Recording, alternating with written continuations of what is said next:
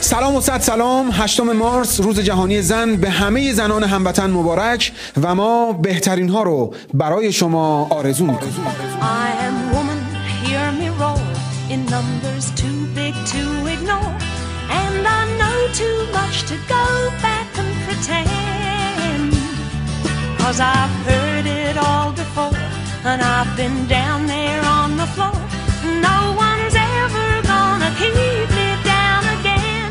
آقا من فکر میکنم که اسم روز زن که میاد این آخوندا اجماعاً کهیر میزنن. یعنی اختصاص دادن یک روز سال برای خانوم ها خب خیلی سخته، خیلی فشار داره، چون خود مقام عظما نظرشون اینه که المرأة سیدة بیتها، بزرگ خانه زن خانه است. واقعا مقام عظما خیلی ناپرهیزی کرده. بزرگ خانه، عجب مقامی. بعد این دشمنای نظام میگن که عظما زن ستیزه. حالا یه دفاعی بکن از خودت ببینیم. ما دفاع نداریم، ما هجوم داریم. خب هجومتو بیار ببینیم. المرأة ریحانه لیست به قهرمانه. قربون عمت بری با این هجومت. از کجات این حرفا رو در میاری تو قرن 21 میزنی؟ امرأة ریحانه لست قهرمانه.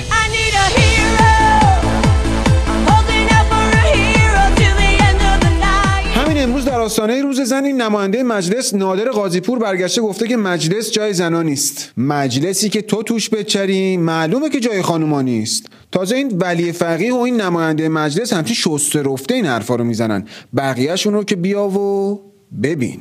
خدا خواسته زن وابسته مردش باشه تو مسائل اقتصادی و مرحبا به اون خانمایی که من میشناسم های شریعتی، دکتر، مربی، معلم، ارزم استاد، کارت حقوقیش، حتی فیش حقوقیش، کارت حقوقیش، همه اینا دست همسرشه. بعد میگه آقا هر وقت من پول لازم داشتم لطف بفرمایید شما به من بدید. زن نباید استقلال اقتصادی داشته باشه. دیگه عجب تقسیم کاری. توی آخوند مفخور بچرخی، یک قرونم ندی، بعد خانم هرچی در بیاره بریزه تو جیبای گشاد تو. اینجاست که سنگ پای قزوینم هنگ میکنه. حالا اینکه چیزی نیست، یه سری آخوندهای بی عمامه هم هستن که نظرشون اینه که اصلا زن نباید تحصیل کنه چون موقعیت مردا رو به خطر میندازه. دیگه هم اینه که این دختران تحصیل کرده دانشگاهی ما وقتی وارد مقاطع تحصیلی بالاتر میشن شغلهای مدیریتی رو احراز میکنن، پسرهای ما امنیت شغلیشون از دست میدن. باور کنید که خیلی از این افاضات رو اصلا نمیشه پخش کرد چون دیگه میشه رادیو بوق. هی باید بوق بذاریم. اما یه دونه هست که وقتی خودم اینو شنیدم تا 2 روز سرمو میکردم تو گونی فلفل نفس عمیق میکشیدم. شما هم گوش کنین. ابتداعاً انسان به خانمها سلام نکنه. البته اگر اونها سلام کردن جواب سلامشون در صورتی که مفسده نداشته باشه واجبه، ولی خود انسان ابتداعاً به خانمها سلام نکنه. بابا حالا کی میخواد به تو سلام کنه؟ دیدنت کفاره داره. وای به حال سلام کردن. آی خانما بر اساس دین ولی شما تو زندگی مردتونه، خیلی از لحاظ تکلیف راحتی دار. فرزند آوری یکی از مهمترین مجاهدت‌های زنان و وظایف زنانه. میگم خفه رمضای حجتون فسیل خفه. آقا دیروز ما یه خبری دادیم سر فعال شدن آتشفشان دماوند. دوست خوبمون جواد سیمین یه نظر کارشناسی سر این موضوع فرستادن که به نظر بنده جای شنیدن داره.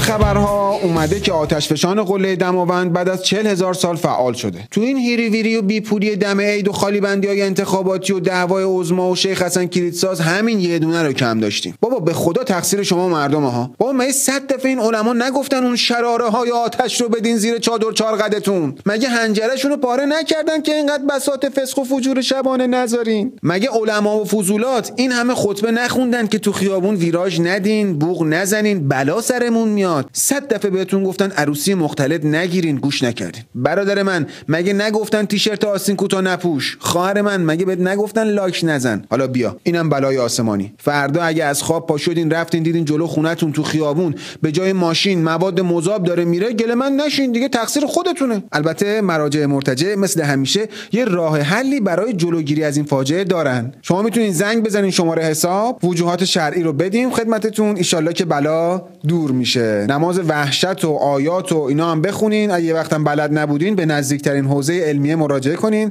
برادرها رکعتی 1500 دولتی 2500 آزاد براتون میزنن.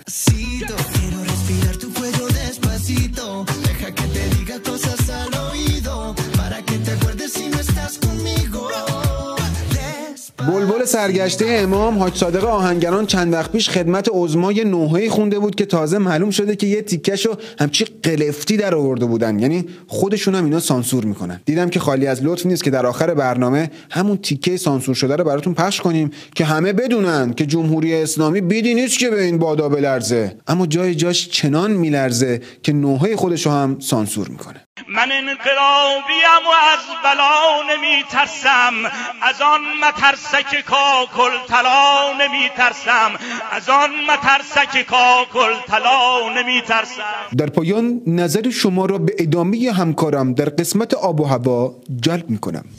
درود بر شما و شنوندگان گرامی رادیو پیک. آب و هوای هر روز نظام آخوندی که کلاً خرابه، اما امروز شاهد سرمایه بی سابقه‌ای در جو نظام بودیم. به نحوی که کارشناسان ما در اداره آب و هواشناسی این میزان از سرما رو گداکش توصیف کردن و به همین علت توصیه می‌کنیم که برادرها و علما در این هوای گداکش از تردد در معابر عمومی به شدت پرهیز کنند. علاوه بر این سرمایه کم سابقه مطابق نقشه‌های هوایی امروز یک توده ابر غلیظ و سیاه از سمت بیت رهبری وارد آسمان تهران شد که کارشناسان ما جهت بررسی علت به درب منزل رهبری اعزام شدن، اما در هنگامی که درب بیت رو باز کردن دود شدید منقل خارج شده و از درون بیت ندایی بیرون آمده که ببند در شوژ میاد. با توجه به اظهارات فرمانده سپاه ماستاران مبنی بر اینکه دیگر قرار نیست برادران سپاهی در انتخابات دخالت داشته باشند، نوچه‌های وی به شدت داغ کردند و از همین رو دمای هوای پایگاه‌های بسیج سراسر کشور به شدت در حال افزایش است. در حال حاضر پایگاه بسیج ولایت مداران خسته مثبت 55 درجه، پایگاه بسیج ریشداران بیریشه مثبت 48 درجه، پایگاه بسیج یادآوران کوسه مثبت 71 درجه و پایگاه بسیج دربدران امام راحل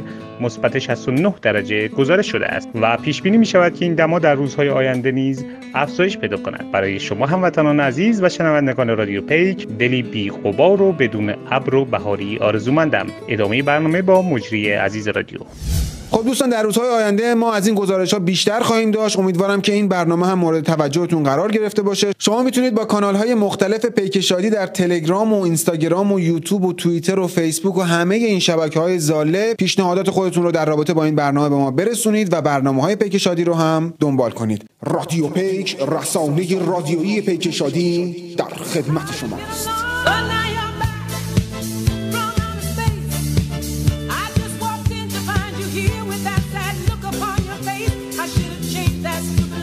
I should have made you leave your key. If I'd